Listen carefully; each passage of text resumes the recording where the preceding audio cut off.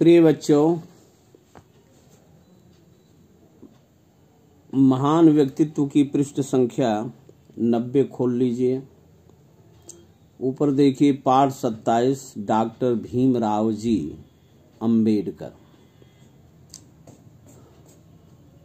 एक महान व्यक्तित्व जो संविधान निर्माता थे, उनके विषय में हम लोग पढ़ने जा रहे हैं। शब्दों और वाक्यों का शुद्ध उच्चारण करते हुए मेरे साथ पढ़ने का प्रयास कीजिए। जब तक हम अपना 3 तरह से शुद्धिकरण नहीं करते, तब तक हमारी स्थायी प्रगति नहीं हो सकती। हमें अपना आचरण सुधारना होगा, अपने बोलचाल का तरीका बदलना होगा और विचारों में दृढ़ता लानी होगी। ये उद्गार हैं डॉक्टर भीमराव रामजी अंबेडकर के। डॉक्टर भीमराव रामजी अंबेडकर को दलितों का मसीहा, समाज सेवी एवं विधिवेत्ता यानी कानून के जानकार के रूप में जाना जाता है। इन्होंने देश की स्वतंत्रता के पश्चात 4 नवंबर सन 1948 को भारतीय संविधान का प्रारूप संविधान सभा में प्रस्तुत किया। डॉक्टर अंबेडकर इस प्रारूप समिति के अध्यक्ष थे। इस प्रारूप में 395 अनुच्छेद और 8 अनुसूचियां थीं। संविधान सभा में कई बार पढ़े जाने के बाद अंततः 26 नवंबर 1949 को इस प्रारूप को स्वीकार कर लिया गया। भीमराव अपने भाइयों में सबसे छोटे थे। बचपन में माँ इन्हें प्यार से भीमा कहकर पुकारती थीं। इनके पिता अंग्रेजी सेना में सूबेदार थे। सेवानिवृत्ति के बाद उन्होंने 14 साल तक मिलिट्री स्कूल में हेडमास्टर के रूप में कार्य किया। अंबेडकर के घर में शिक्षा का माहौल था।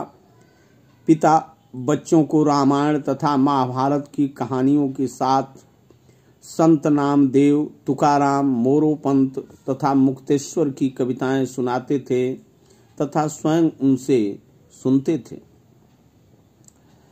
इन्हीं दिनों ज्योतिबा फुले दलितों में शिक्षा का प्रसार एवं उन्हें सामाजिक स्वीकृति दिलाने की दिशा में कार्य कर रहे थे। भीमराव के पिता रामजी इनके अच्छे मित्र और प्रशंसक थे।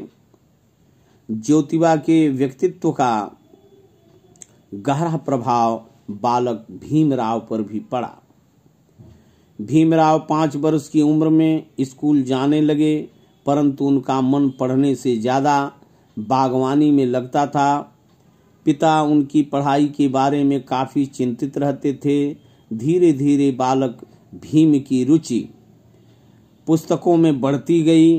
अब वे पाठ्य पुस्तकों के अलावा अन्य पुस्तकें भी पढ़ने लगे। उन्हें पुस्तकों से गहरा लगाव हो गया। सन 1907 में मैट्रिक यानी हाई स्कूल परीक्षा उत्तीर्ण करने के बाद उन्होंने एल्फिंस्टन कॉलेज से इंटर की पढ़ाई पूरी की। 17 वर्ष की उम्र में ही इनका विवाह रमाबाई से कर दिया गया। पिता का स्वास्थ्य धीरे धीरे बिगड़ने लगा था। अब भीमराव के आगे की पढ़ाई का खर्च भी उठाना मुश्किल हो रहा था। भीमराव की प्रतिभा को पहचानकर बड़ौदा नरेश सयाजी राव ने उनकी पढ़ाई के लिए छात्रवृत्ति यानी वजीफा प्रदान की। इसके सहारे उन्होंने 1912 ईस्वी में बीए स्नातक की परीक्षा उत्तीर्ण की। सयाजी राव ने उन्हें उच्च शिक्षा के लिए अमेरिका भेजा। न्यूयॉर्क विश्वविद्यालय से उन्होंने 1915 में एमए की डिग्री हासिल की। इसी दौरान भीमराव ने एक शोध प्रबंध भी लिखा। इस शोध प्रबंध का शीर्षक था भारत के लिए राष्ट्रीय लाभांश, ऐतिहासिक एवं विश्लेषणात्मक अध्ययन। इस शोध प्रबंध पर कोलंबिया विश्वविद्यालय ने उन्हें डॉक्टर ऑफ फिलॉसफी अर्थात पीएचडी की उपाधि प्रदान की। अर्थशास्त्र और राजनीति शास्त्र के अध्ययन के लिए भीमराव लंदन चले गए। इसी बीच सयाजी राव ने इनकी छात्रवृत्ति समाप्त कर दी। भीमराव को विवश होकर स्वदेश लौटना पड़ा, परंतु उन्होंने मन ही मन संकल्प कर लिया कि पढ़ाई के लिए एक बार वे पुनः लंदन जाएंगे। पढ़ाई के दौरान उन्होंने अपने खर्चों में कटौती करके अब तक लगभग 2000 पुस्तकें खरीद ली थीं। महाराष्ट्र में रहकर उन्होंने शाहू जी महाराज की सहायता से 31 जनवरी 1920 से मूक नायक नामक अखबार निकालने की शुरुआत की। इस अखबार का मुख्य उद्देश्य भारतीय समाज में व्याप्त जाति प्रथा को समाप्त करना तथा अस्पृश्यता अर्थात छुआछूत का निवारण करना था। 21 मार्च 1920 को भीमराव ने कोल्हापुर में दलितों के सम्मेलन की अध्यक्षता की।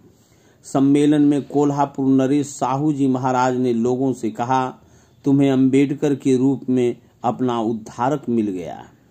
भीमराव रामजी अंबेडकर पैसों का प्रबंध करके पुनः 1920 में लंदन गए। वहां वकालत की पढ़ाई पूरी करने के बाद भारत लौट आए। अब वे बैरिस्टर बन चुके थे। डॉक्टर भीमराव रामजी अंबेडकर आजीवन विभिन्न प्रकार के सामाजिक कार्यों से जुड़े रहे। लगातार काम करने से उनका स्वास्थ्य बिगड़ने लगा। इसी बीच 27 मई 1935 को इनकी पत्नी रमाबाई का निधन हो गया।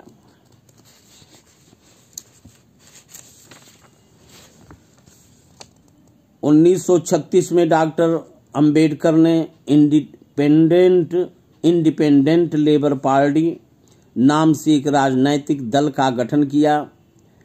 1937 ईस्वी में हुए प्रांतीय चुनाव में डॉक्टर अंबेडकर और उनके कई साथी भारी बहुमत से विजयी हुए, जबकि इस चुनाव में इंडियन नेशनल कांग्रेस, मुस्लिम लीग तथा हिंदू महासभा जैसे राजनीतिक दल चुनाव में भाग ले रहे थे। डॉक्टर भीमराव रामजी अंबेडकर को जुलाई 1941 में गणित रक्षा सलाहकार समिति का सदस्य नियुक्त किया गया। 1945 में उन्होंने पीपुल्स एजुकेशन सोसाइटी की स्थापना की। इस सोसाइटी ने अपना पहला शिक्षण संस्थान 1946 में सिद्धार्थ कॉलेज के नाम से खोला। 1952 में डॉक्टर अंबेडकर लोकसभा के उम्मीदवार थे, लेकिन चुनाव हार गए। उनको मार्च 1952 में राज्यसभा के लिए चुन लिया गया और वे भारत सरकार के कानून मंत्री बने। 14 अक्टूबर 1956 को डॉक्टर अंबेडकर ने अपने 3 लाख समर्थकों के साथ बौद्ध धर्म ग्रहण कर लिया। 6 दिसंबर 1956 को भारतीय क्षितिज का यह सितारा सोया तो फिर नहीं उठा।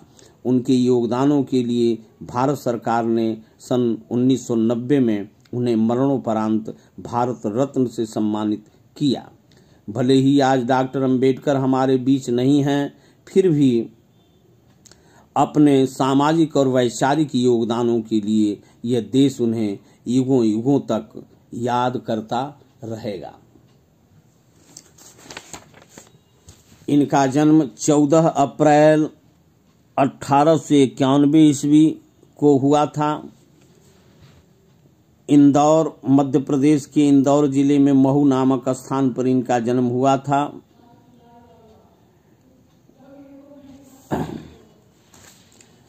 उल्लेखनीय बातें पृष्ठ नंबर 91 पर देखो। जुलाई 1924 में बहिष्कृत हितकारिणी सभा की स्थापना की। इसका उद्देश्य छुआछूत दूर करना था।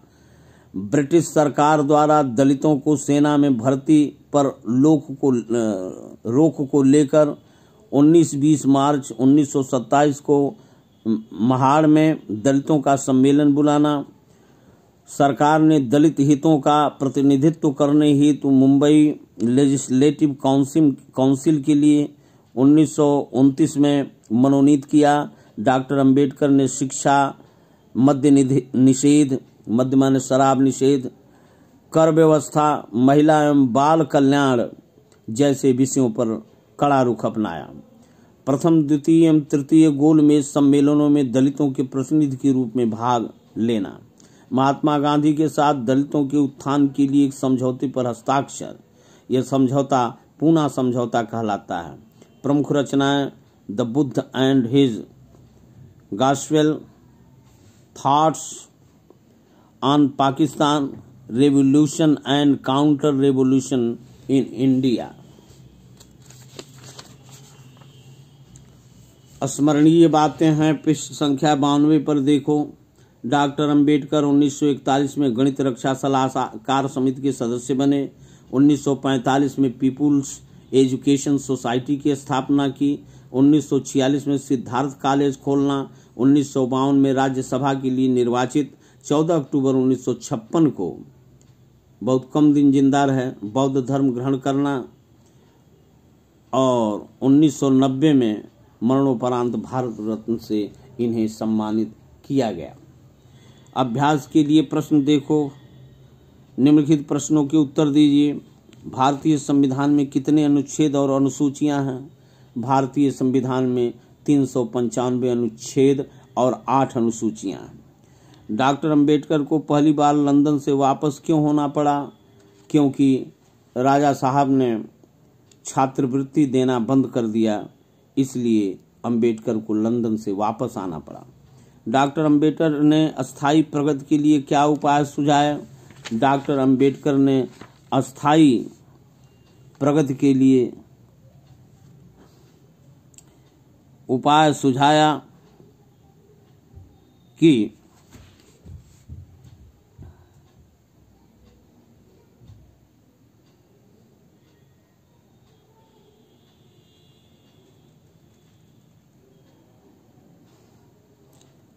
हमें छुआछूत, स्पृश्यता और जाति भेद से ऊपर उठना होगा, तभी हम देश की प्रगति कर सकेंगे।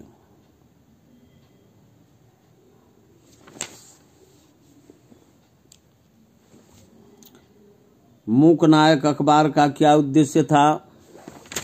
मूक नायक अखबार का उद्देश्य था भारतीय समाज में व्याप्त जाति प्रथा को समाप्त करना तथा अस्पृश्यता का निवारण करना।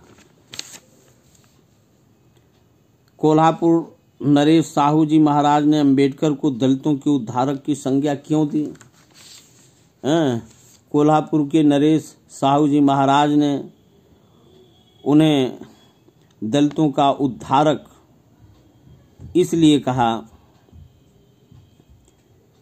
कि वे दलितों के लिए मूक नायक नामक अखबार निकाला और रात दिन इसके लिए प्रयास किया कि दलितों का उद्धार हो, अछूआछूत जाति पात का भेदभाव दूर हो। इसीलिए साहू जी महाराज ने उन्हें दलितों का उद्धारक बताया। बालक पर ज्योतिबा के व्यक्तित्व का गहरा प्रभाव पड़ा। मूक नायक अखबार का उद्देश्य छुआछूत और जाति प्रथा को समाप्त करना था। मार्च 1952 में भीमराव अंबेडकर जी को राज्यसभा के लिए चुन लिया गया। डॉक्टर भीमराव अंबेडकर को दलितों का मसीहा, विधिवेत्ता, समाज सेवी एवं संविधान निर्माता के रूप में याद किया जाता है और सामाजिक और वैचारिक योगदानों के लिए सही विकल्प चुनिए। 7वां प्रश्न, 1927 में अम्बेडकर ने महाड़ में दलितों का सम्मेलन बुलाया क्योंकि दलितों ने उनसे सम्मेलन बुलाने के लिए कहा था। ब्रिटिश सरकार ने दलितों को सेना में भर्ती पर रोक लगा दी थी। वे दलितों के नेता के रूप में जाने जाते थे। हाँ, दलितों के रूप में नेता के रूप में वो जाने जाते थे। और साथ ही ये है बहिष्कृत हितकारिणी सभा का उद्देश्य था छुआछूत दूर करना। इन आशा करता हूं कि इन सभी प्रश्नों का उत्तर आप लोग अपनी कॉपी पर लिख लेंगे और उसे याद भी करेंगे।